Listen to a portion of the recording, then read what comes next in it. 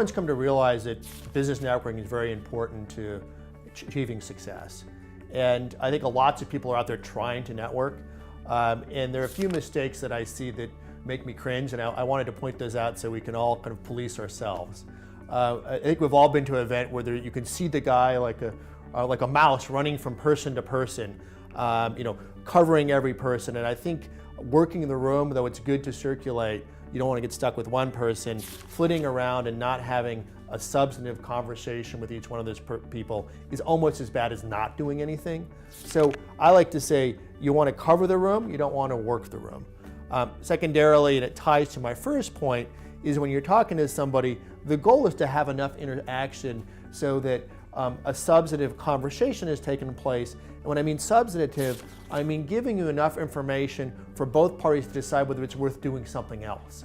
So the fact that you play water polo and I don't, and that we don't know anything about anyone's business objectives means that we didn't have a substantive objective.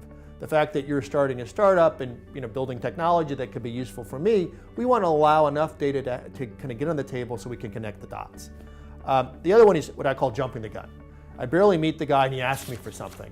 Oh, can you make introductions to somebody? Or I'd love to pitch you. And I'm like, well, I just met you 90 seconds ago. So I think be cognizant of who you're talking to, maybe what you want to ask for, and figure out where the relationship is relative to the give and take.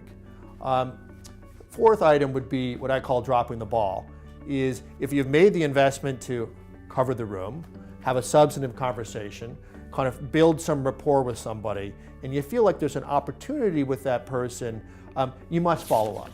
And I think we spend too much time at the front of the funnel, getting people and contacts in there, and maybe doing a little work about figuring out who's important, but the follow-through is critical.